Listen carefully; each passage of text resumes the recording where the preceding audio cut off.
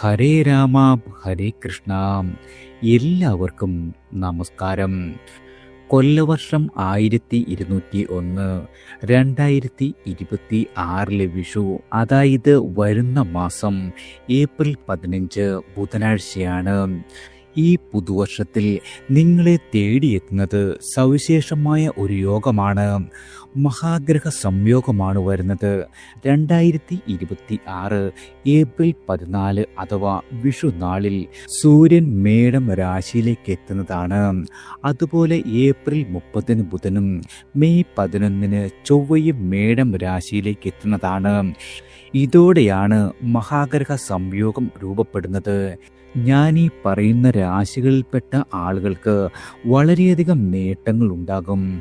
അതായത് മഹാഗ്രഹ സംയോഗത്തിലൂടെ ഇവർക്ക് സാമ്പത്തികമായി വലിയ നേട്ടങ്ങളും ജീവിതത്തിൽ പല രീതിയിലുള്ള അപ്രതീക്ഷിത മാറ്റങ്ങളും വന്നു ചേരുന്നതാണ്. അതുപോലെ ബിസിനസ്സിൽ അനുകൂലമായ മാറ്റങ്ങളും വന്നു ചേരും. കുടുംബത്തിൽ വളരെ വലിയ സന്തോഷവും സമാധാനവും വന്നെത്തും. വലിയ വലിയ സാമ്പത്തിക നേട്ടങ്ങളാണ് ഈ രാശിക്കാരായ ആളുകളെ കാത്തിരിക്കുന്നത്. അതായത് നിങ്ങളുടെ ജീവിതത്തിലെ രാജയോഗം തുടങ്ങുന്നു. 2026 സമ്പൂർണ്ണ വിഷുഫലം നോക്കാം. ആദ്യം മേടം രാശിക്കാരാണ്. അശ്വതി, ഭരണി, കാർത്തിക ആദ്യ കാൽഭാഗം. ഏറെ കാലമായി നിങ്ങൾ അനുഭവിച്ചു കൊണ്ടിരുന്ന എല്ലാവിധ ബുദ്ധിമുട്ടുകൾക്കും പരിഹാരമുണ്ടാകുന്ന വർഷമാണ്. നിങ്ങളുടെ കണ്ണീരും കഷ്ടപ്പാടുമെല്ലാം അവസാനിക്കും. സാമ്പത്തികമായ നിങ്ങളുടെ നില വളരെയധികം മെച്ചപ്പെടുന്നതാണ്. കുടുംബജീവിതം വളരെ വലിയ സന്തോഷകരമാകും. അതുപോലെ നിങ്ങളുടെ സ്വപ്നമായിരുന്ന പുതിയ വീട്ടിലേക്ക് താമസം മാറുവാനോ അതുമല്ലെങ്കിൽ പുതിയ ഒരു സ്വപ്ന ഭവനം നിങ്ങൾക്ക് സ്വന്തമാക്കുവാനോ സാധിക്കുന്നതാണ്. ചിലർക്ക് വാഹന സൗഭാഗ്യമുണ്ടാകും, ചിലർക്ക് സൽസന്താന ഭാഗ്യമുണ്ടാകും. പൊതുവെ നിങ്ങൾ ആഗ്രഹിക്കുന്ന രീതിയിൽ എല്ലാ കാര്യങ്ങളും നടന്നു കിട്ടുന്ന വർഷമാണ്. നിങ്ങളെ ഇതുവരെ തള്ളിപ്പറഞ്ഞ ആളുകളെല്ലാം തന്നെ നിങ്ങളുടെ കാൽച്ചുവട്ടി വരുന്ന വർഷമാണ്. അതായത് മേടരാശിക്കാരായ ആളുകൾ ഇനി പന പോലെ വളരുവാൻ പോകുന്നു. അടുത്തത് ഇടവം രാശിക്കാരാണ്. കാർത്തിക അവസാന മുക്കാൽ ഭാഗം, രോഹിണി, മകയിരം ആദ്യ പകുതി. ഇടവ രാശിക്കാരായ നിങ്ങൾക്ക് ഒരു ഗുണദോഷ സമ്മിശ്രമായ വർഷമാണ്. വർഷത്തിൻ്റെ ആരംഭം വളരെ കൂടുതൽ മികച്ചതായിരിക്കും. പ്രത്യേകിച്ചും നിങ്ങൾക്ക് ദൈവാധീനം കുറയുന്നത് കൊണ്ട് തന്നെ പ്രാർത്ഥനകളും വഴിപാടുകളും മുടങ്ങാതെ നടത്തേണ്ട സമയമാണിത്. പ്രത്യേകിച്ചും പല കാര്യങ്ങൾക്കും വേണ്ടി ഒരുപാട് പ്രാവശ്യം നിങ്ങൾക്ക് ശ്രമിക്കേണ്ടതായി വരും. വിദ്യാർത്ഥികൾക്ക് പഠനകാര്യത്തിൽ വളരെയധികം ശ്രദ്ധ വേണം. സാമ്പത്തികമായ നേട്ടങ്ങൾ ഉണ്ടാകുമെങ്കിലും അതുപോലെ തന്നെ വലിയ ചെലവുകളും നിങ്ങൾക്കുണ്ടാകുന്ന കാലമാണ്. പ്രവർത്തന രംഗത്ത് നിങ്ങൾ ആഗ്രഹിക്കുന്നത് പോലെ തന്നെ കാര്യങ്ങൾ നടന്നു കിട്ടും. എന്നിരുന്നാലും എല്ലാവിധ കാര്യങ്ങൾക്കും ആവർത്തിതമായ ശ്രമങ്ങൾ ആവശ്യമായി വരുന്ന വർഷമാണ്. അടുത്തത് മിഥുനം രാശിക്കാരാണ്. മകയിരം അവസാന പകുതി ഭാഗം, തിരുവാതിര, പുണർദം ആദ്യ മുക്കാൽ ഭാഗം. കഴിഞ്ഞ വർഷത്തെ അപേക്ഷിച്ച് മിഥുന രാശിക്കാർക്ക് ഈ വർഷം വളരെ മികച്ച വർഷമാണ്. സാമ്പത്തികമായി നിങ്ങളുടെ നില വളരെയധികം മെച്ചപ്പെടും. തൊഴിൽ രംഗത്തെ ബുദ്ധിമുട്ടുകളെല്ലാം തന്നെ മാറിക്കിട്ടുന്നതാണ്. ഉപരിപഠനത്തിലുള്ള അവസരങ്ങൾ വന്നു ചേരും. വിദ്യാർത്ഥികൾക്ക് പരീക്ഷയിൽ മികച്ച വിജയം കരസ്ഥമാക്കുവാനും സാധിക്കുന്നതാണ്. പ്രത്യേകിച്ചും പുതിയ സംരംഭങ്ങൾ തുടങ്ങുവാൻ കഴിയും. ലേഖകന്മാർക്കും സാഹിത്യകാരന്മാർക്കും മികച്ച അംഗീകാരങ്ങൾ ലഭിക്കുന്ന വർഷമാണ്. പൊതുവെ ഈശ്വരാധീനമുള്ള വർഷമായതിനാൽ കാര്യങ്ങളെല്ലാം തന്നെ നിങ്ങൾ ആഗ്രഹിക്കുന്നത് പോലെ നടന്നു കിട്ടുന്ന വർഷമാണ്. അടുത്തത് കർക്കിടകം രാശിക്കാരാണ്. പുണർദം അവസാന കാൽഭാഗം, പൂയം, ആയില്യം.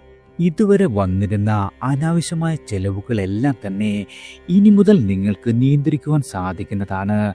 പല കാര്യങ്ങളും മന്ദഗതിയിലാകും. സാമ്പത്തികമായ ക്ലേശങ്ങളും നിങ്ങളെ അലട്ടുവാൻ ഇടയുള്ള വർഷമാണ്. അവിവാഹിതരുടെ വിവാഹം നടന്നു കിട്ടും. പ്രണയിക്കുന്ന ആളുകളുടെ ജീവിതം കൂടുതൽ ഊഷ്മളമാകും. പാർട്ട്നേഴ്സ് ബിസിനസ്സിൽ വളരെയധികം ധന നേട്ടം പ്രതീക്ഷിക്കാം. കുടുംബജീവിതം എല്ലാ രീതിയിലും സന്തോഷകരമായി മാറും. പുണ്യകർമ്മങ്ങളോട് താല്പര്യം വർദ്ധിക്കുന്നതാണ്. വിദേശ ജോലിക്ക് ശ്രമിക്കുന്ന ആളുകൾക്ക് നിങ്ങളുടെ ആഗ്രഹം സഫലമാകുന്ന വർഷം കൂടിയാണ്. അടുത്തത് ചിങ്ങം രാശിക്കാരാണ്. മകം, പൂരം, ഉത്രം ആദ്യ കാൽഭാഗം. ചിങ്ങരാശിക്കാരായി നിങ്ങൾ വളരെ കാലമായി കാത്തിരുന്ന ചില കാര്യങ്ങളെല്ലാം തന്നെ സഫലമാകും. വർഷത്തിന്റെ ആരംഭം വളരെ ഗുണകരമല്ലെങ്കിലും പിന്നീട് കാര്യങ്ങളെല്ലാം തന്നെ നിങ്ങളുടെ വറുതിയിലാകുന്നതാണ്.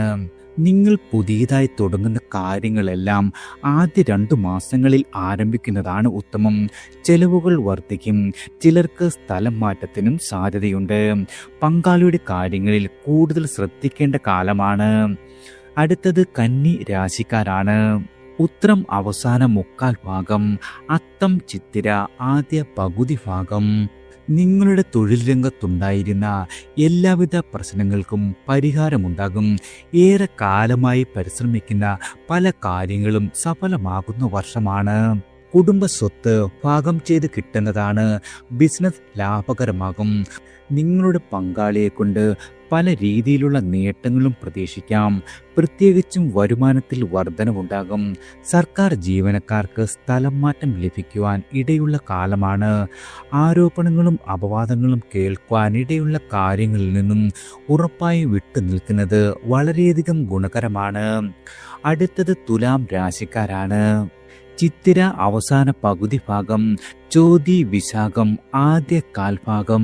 വർഷത്തിന്റെ തുടക്കത്തിൽ കൂടുതൽ ഭാഗ്യ അനുഭവങ്ങൾ ഉണ്ടാകുമെങ്കിലും പിന്നീട് ചില ബുദ്ധിമുട്ടുകൾ നേരിടേണ്ടി വരുവാനും സാധ്യതയുള്ള കാലമാണ്. ഉദ്യോഗാർത്ഥികൾക്ക് പുതിയ ജോലിയിൽ പ്രവേശിക്കുവാൻ സാധിക്കും. സന്താനങ്ങളില്ലാതെ വിഷമിച്ചിരുന്ന ആളുകളാണ് നിങ്ങളെങ്കിൽ സന്താന ഭാഗ്യത്തിനും യോഗമുള്ള സമയമാണ്.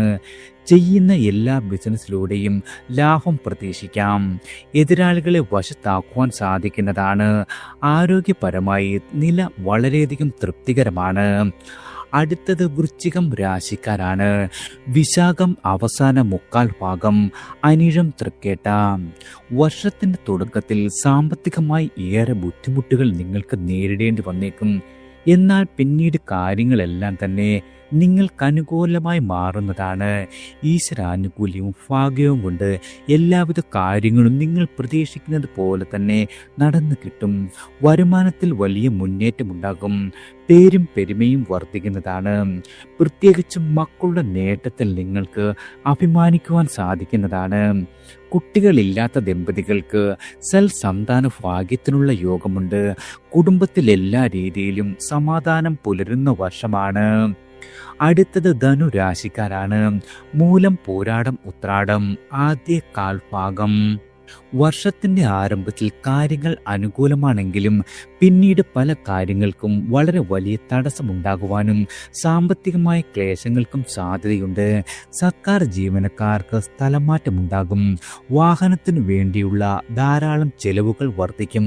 ധാരാളം യാത്രകളും ആവശ്യമായി വരുന്ന കാലമാണ്. ആരോഗ്യപരമായ കാര്യങ്ങളിൽ വളരെ വലിയ ശ്രദ്ധ ആവശ്യമാണ്.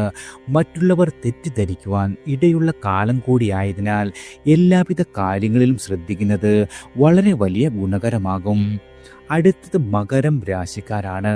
ഉത്രാടം അവസാന 3/4 ഭാഗം, തിരുവോണം അവിട്ടം ആദ്യ പകുതി ഭാഗം.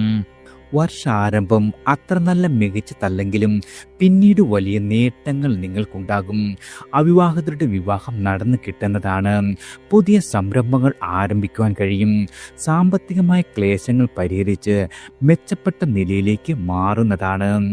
ഈശ്വര ആനുകൂല്യമുള്ള കാലമായതിനാൽ കാര്യങ്ങൾ നിങ്ങൾ ആഗ്രഹിക്കുന്നത് പോലെ തന്നെ എല്ലാം നടന്നു കിട്ടും. കുടുംബജീവിതം വളരെ വലിയ സന്തോഷകരമായി മാറുന്നതാണ്. സ്ഥാനക്കയറ്റം ലഭിക്കുന്നതാണ്. ആരോഗ്യപരമായി നില നിങ്ങളുടെ വളരെ തൃപ്തികരമായി ഭവിക്കുന്ന കാലം കൂടിയാണ്. അടുത്തത് കുംഭം രാശിക്കാരാണ്.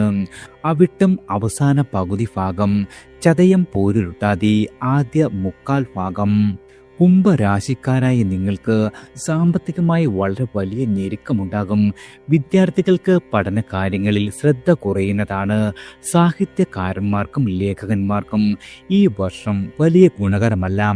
അസുഖങ്ങൾ ബാധിച്ച് ആശുപത്രിയിൽ കഴിയേണ്ടി വരുവാൻ ഇടയുള്ള കാലമാണ്.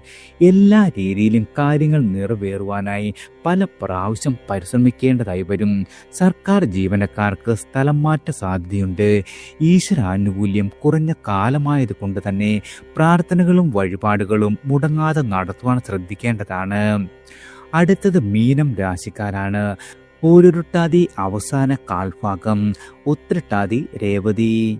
മീനരാശിക്കാരായ നിങ്ങൾക്ക് വീട് നിർമ്മാണം വളരെ വലിയ രീതിയിൽ തന്നെ പൂർത്തീകരിക്കുവാൻ സാധിക്കുന്നതാണ്.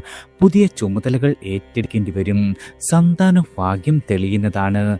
രാഷ്ട്രീയത്തിൽ പ്രവർത്തിക്കുന്ന ആളുകൾക്ക് അധികാര ലബ്ധിയുണ്ടാകും.